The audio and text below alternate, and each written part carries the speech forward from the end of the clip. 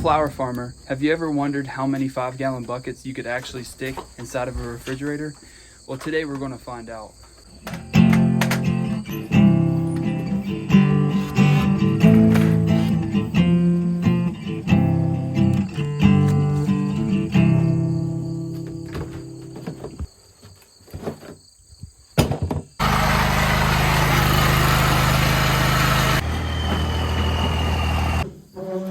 We're going to take this refrigerator right here and we're going to cut it up and see how many 5-gallon buckets we can fit in here. It's going to be the money saver. Not the money maker, but the money saver.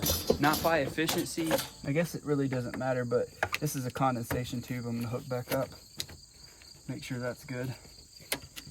All right, so for the people who've been following along, you know that we've been putting two 5-gallon buckets in here. But what we would like to do is open this freezer up. We would like to actually cut this middle section out to see what we can actually fit in here. Because if we cut this middle section out, we're gonna have more room for 5-gallon buckets. I have these right here that we can stick in here on the racks and hopefully get more space in the upper area. I'm gonna start cutting this out. It's got a foam piece inside of here and I think that's for insulation that segments the freezer from the refrigerated area. I can see right now is that we do have a light in here that I'm going to jerk out, and there's a sensor in here every time you shut the door that it comes on. We're just going to have to cut that out. We want to keep this in so that it can seal properly when it shuts. Instead of coming from the upper side, we're going to come from the lower side. Let's go ahead and start.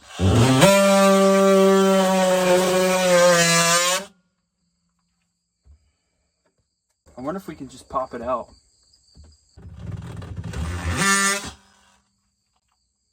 I'm not very far into this project at all, but I've already ripped out the bottom side, you know, the shelving area, all of the shelves, all of the pullouts. Here's where I'm having problems with. I'm going to see if I can get something else to try to pry this up and then cut it out. I don't know what else to do.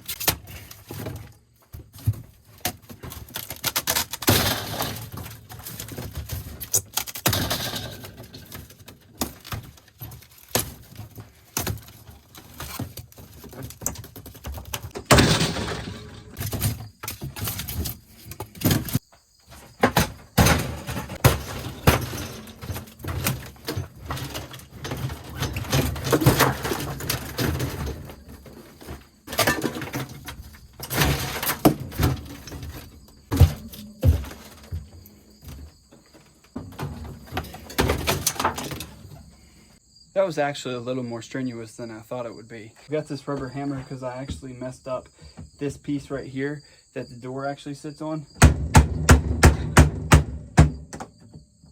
So I'm just trying to fix that before I try to shut the door again.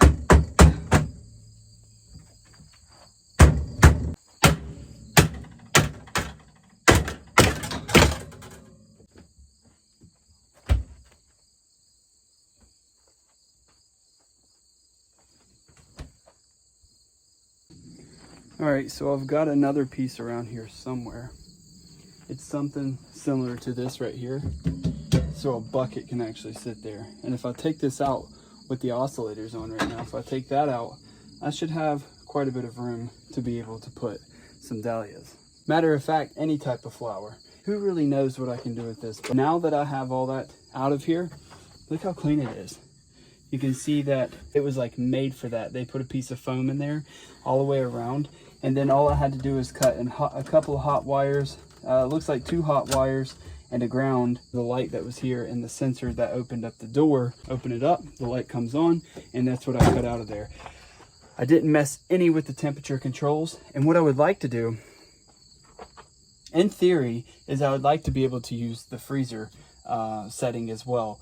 Here's the part that I was worried about. So I think now we just have to clean up our mess, get that out the way, sweep this out, and then we have extracurricular. If you got really cold, you could put you some drinks right here across the side, all the way up. You got drinks.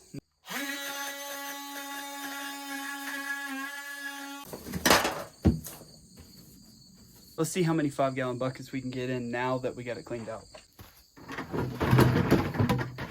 1, 2, 3 buckets here. Okay, so if we got 2 buckets sitting tight there, got enough room for the flowers. See, that's where the flowers are. 1 bucket here, and then let me grab the other one over here. 1 bucket here. Oops.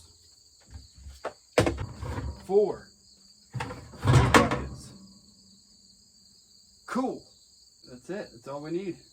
So if we said each one of these buckets was $150 worth, 150, 300, 450, 600.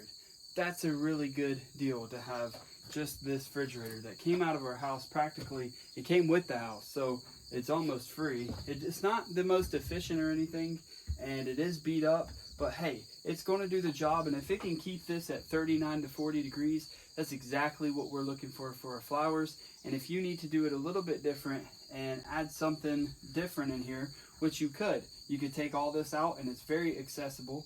If I need to stick the Iliagnus in, which is the big tall greenery stuff, I can stick that full of it, or I can have 2 buckets and some little small shelves, or shorten them up and have taller stuff on the bottom.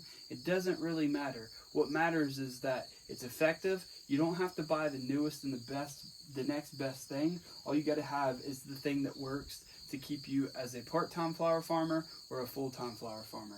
And until next time, we'll see you. You're with the Flower Guy, Zone 6B, Southwest Virginia.